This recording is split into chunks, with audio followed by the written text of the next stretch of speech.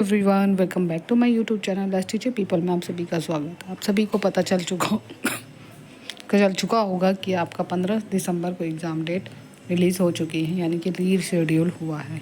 जितने भी बच्चे रेगुलर क्लासेस ले रहे हैं या कोचिंग ज्वाइन करा हुआ है या सेल्फ स्टडी करना चाहते हैं तो मेरे चैनल से जुड़ सकते हैं। Self study is very very important. First of all self study से हमें पता चलता है कि हमें कितना आता है कितना नहीं आता। Second thing is most important कि आपके पास कंटेंट अवेलेबल होता है, बुक्स अवेलेबल होती है और उसके अकॉर्डिंग आप पढ़ सकते हो। तो लेकिन जिन जिन बच्चों ने कोचिंग ली है उनके पास अलग से नोट्स बनाने पड़ते हैं। एक सीट मुझे ऐसा लगता है, मेरा एक्सपीरियंस कहता है कि सीटेक जैसे एग्ज़ाम को क्वालिफाई करने में मुझे नहीं लगता कि ऑनलाइन कोचेस लेनी चाहिए। आपको यूट्यूब पे बहुत सारे टॉपिक्स से रिलेटेड या CDP हो गया, लैंग्वेज 1 हो गया, लैंग्वेज 2 हो गया, बहुत सारे कंटेंट अवेलेबल होते हैं। तो इसलिए आप आसानी से पढ़ सकते हो। ठीक है, पेपर चाहे 1 की बात करूँ चाहे पेपर 2 की। तो आज की क्लास हिस्ट्री की है जो आपको रेगुलर चल रही है क्लास। हिस्ट्री की क्लास नहीं है, ज्योग्राफी की क्लास है, 5th क्लास की 5th चैप्टर नंबर है, जिसमें से पृथ्वी के प्रमुख परिमंडल। हम परिमंडल के बारे में पता ही है कि इसमें हमारे सागर होते हैं, महासागर की धाराएं होती हैं। अलग अलग हमारे जैव मंडल क्या होते हैं, भूमंडल क्या होते हैं, जल मंडल क्या होते हैं, जीव मंडल क्या होते हैं। तो इसके बारे में हम डिस्कस करेंगे इस क्लास में। ठीक है, स्टार्ट करते हैं। सबसे पहला है कि पृथ्वी के परिमंडल होते क्या हैं। आपको भी पता है जीवन के लिए, जीने के लिए हमें 3 तत्व चाहिए, भूमि, जल और हवा। और this is the very very important. ठीक है, कहीं ना कहीं ये हमारे जीवन पर बहुत ज़्यादा प्रभाव डालता है। पानी के बिना हम रह नहीं सकते। जीवन के लिए, जीने के लिए हमें भूमि चाहिए और सांस लेने के लिए हवा चाहिए।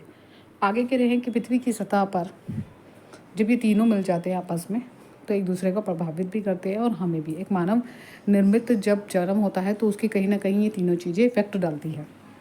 आगे कह रहे हैं पृथ्वी का सबसे ठोस कौन सी चीज़ होगी जहाँ पे हमारे धरातल पर हम खड़े हो सकते हैं जिस तरीके से हम रहते हैं, यानी कि भूमंडल। अगला कहता है जो एक गैस है, कहीं ना कहीं ऑक्सीजन गैस है, नाइट्रोजन गैस है, हीलियम गैस है, कार्बन डाइऑक्साइड गैस है और भी अन्य गैसें हैं जो हमारे शरीर को कहीं ना कहीं हमसे जुड़ी हुई है। जैसे आप मान लीजिए सपोज़ आपको पहाड़ी इलाके में जाना है तो पहाड़ी इलाके में अगर आपके वहाँ पे ऑक्सीजन मौजूद होगी तो आप आसानी से सांस ले पाएंगे। कहते हैं कि जितनी जितनी ऊंचाई पर चढ़ते जाते हैं उतना ही हमारा ऑक्सीजन लेवल कम होता जाता है। ठीक है, तो इसलिए उसमें वायुमंडल में हमारी ये सारी गैसें प्राप्त होती है। तो गैस की पतली परत जो पृथ्वी के चारों ओर घूमती है उसको हम वायुमंडल कहते हैं, जैसे ऑक्सीजन, नाइट्रोजन और कार्बन डाइऑक्साइड। आगे कह रहे हैं पृथ्वी का बड़ा भाग जो होता है, जो बहुत ही इंपॉर्टेंट है, सभी को पता है, जैसे सागर हो गया, समुद्र हो गया, नदी हो गई। तो ये सभी क्या होते हैं, हमारे बहुत ही बड़े भाग तक जल पाया जाता है, जिसमें कहते हैं जलमंडल। जलमंडल में हमारे पास किस किस चीज़ों से जुड़े हुए होते हैं हमें भी पता ही नहीं। जलमंडल में बर्फ़ भी दिखती है जहाँ हिमंद्रिया कहते हैं। ठीक है, जल वाष्प होता है जहाँ जल वाष्प की जो धाराएं होती है वो पिघलते हुए नीचे की तरफ गिरती है जिससे पानी बनता है। तो इसके बारे में हमें तीनों ही इम्पॉर्टेंट है। आगे देखते हैं।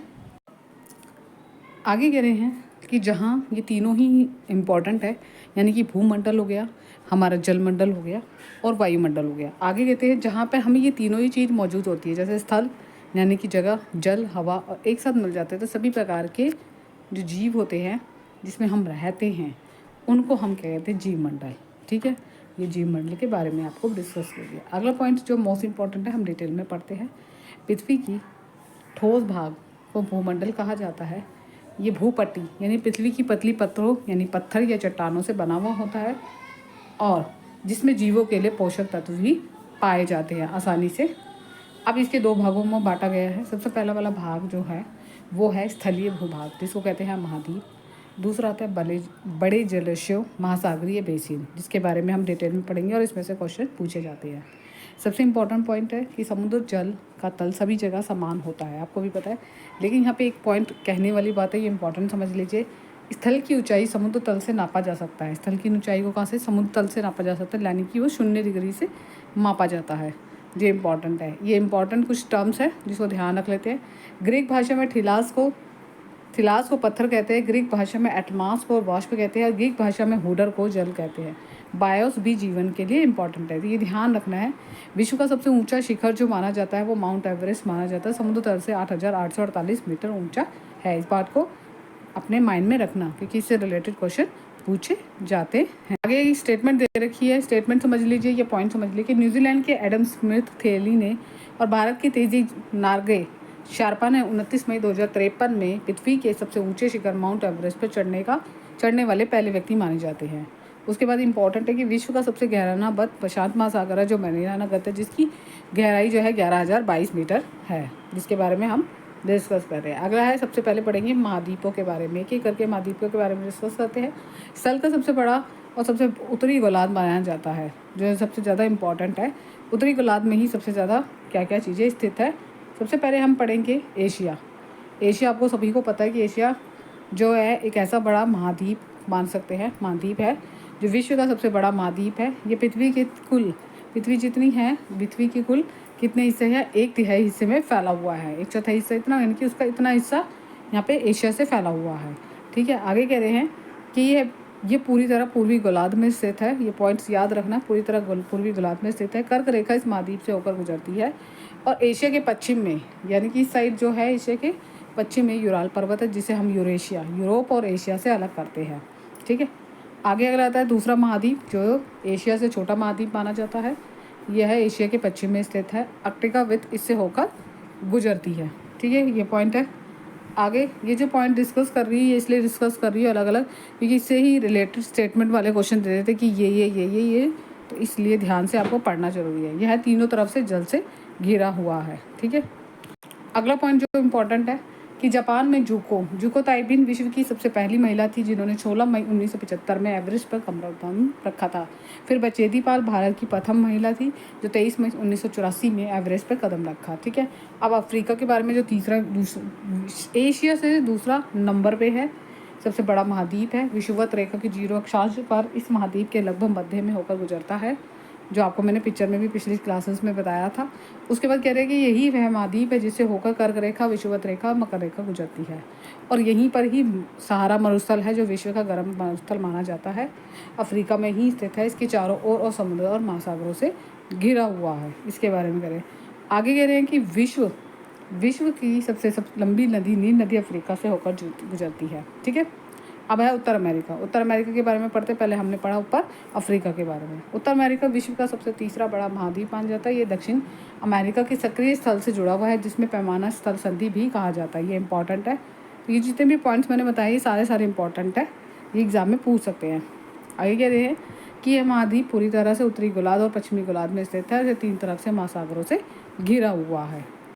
अब आता है दक्षिणी अमेरिका। अधिकांश भाग दक्षिणी गोलार्ध में स्थित है।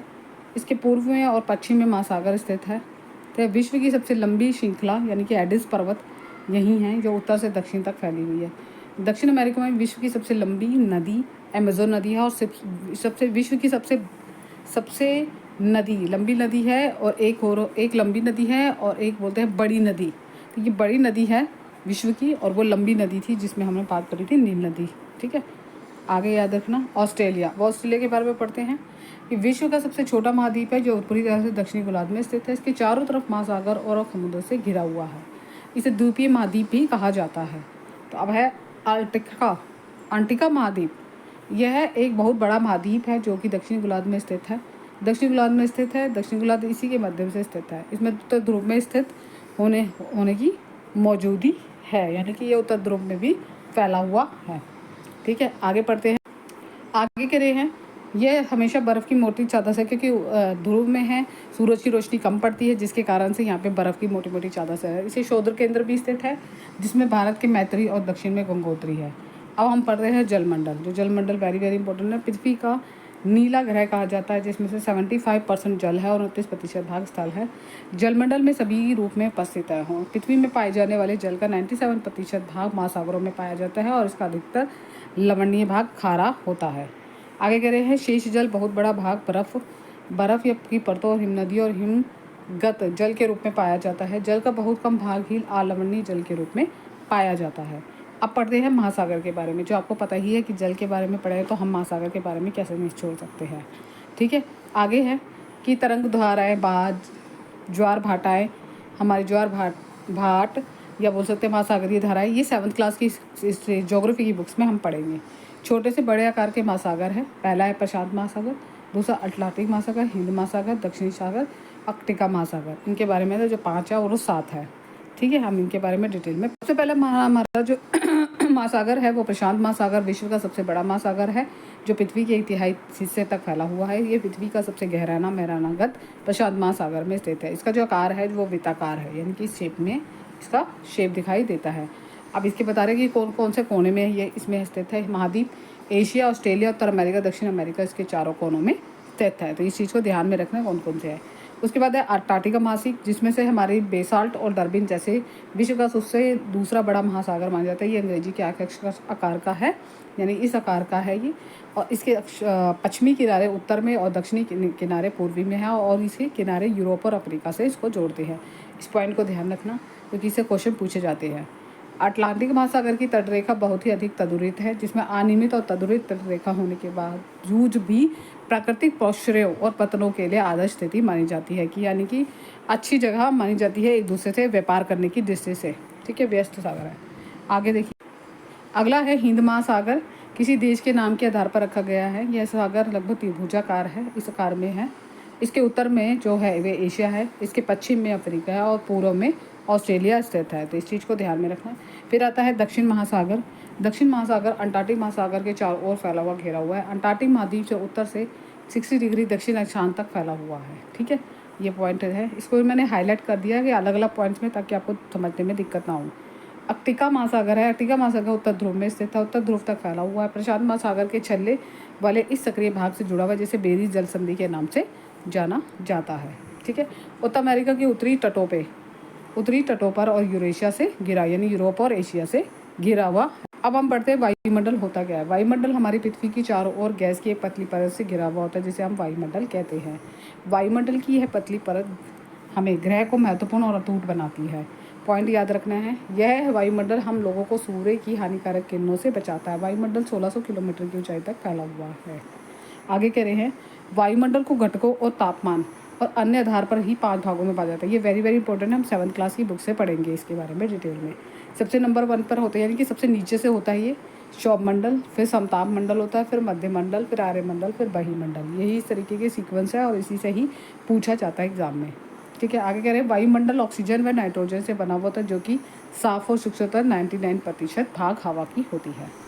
आगे देखिए, ये मैंने आपको डिटेल में बता दिया कि आयतन के अनुसार नाइट्रोजन 78% है, ऑक्सीजन 21% है, कार्बन डाइऑक्साइड 1% और ऑर्गन भी 1%, यानी कि सारी गैसें मिला के 1% होती है। ऑक्सीजन जो होता है सांस लेने के लिए हमारे लिए वेरी वेरी इंपॉर्टेंट है, और नाइट्रोजन प्राणियों की विधि के लिए है। कार्बन डाइऑक्साइड की मात्रा हमें बहुत ही कम मात्रा में चाहिए है। क्यों चाहिए होती है, आगे बताते हैं इसके बारे में। लेकिन पृथ्वी के द्वारा छोड़ी गई ऊष्मा को अवशोषित करती है, जिससे कि पृथ्वी गर्म रहती है। ठीक है, अब आगे कह रहे हैं कि वायु के उच्च दाब से निम्न दाब की ओर बहती है तो गतिशील वायु का निर्माण होता है, यानी पवन का निर्माण होता है।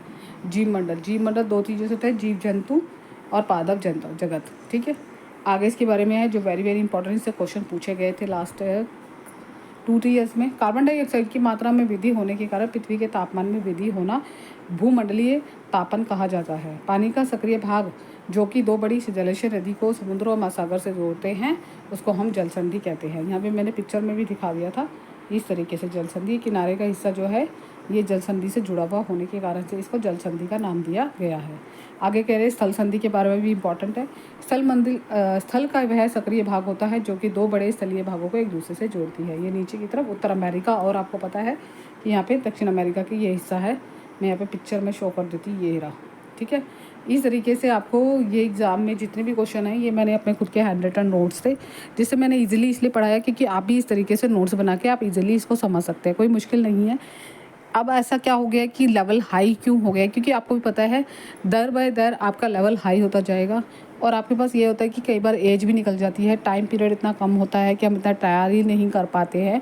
और हम जैसे हम स्टूडेंट्स हैं तो सब फर्स्ट सेमेस्टर या सेकेंड सेमेस्टर में होंगे, देन हम हाउस वाइफ है, तो कहीं ना कहीं ये हमें दिक्कत देती है। तो सबसे फर्स्ट ऑफ ऑल सबसे इंपॉर्टेंट पॉइंट्स है कि आपको अगर नोट्स नहीं बना पा रहे हों या कुछ भी दिक्कत आ रही है तो आप मुझे हिस्ट्री के मेरे नोट्स बहुत मतलब समझ में आया होगा कि बाइलिंगुअल है, हिंदी मीडियम और इंग्लिश मीडियम। अगर जिसको भी चाहिए बहुत मिनिमम प्राइस में रखा है मैंने, वो ले सकता है। आज की क्लास में इतना ही, मिलते हैं नेक्स्ट क्लास में। Bye bye, take care, thank you so much.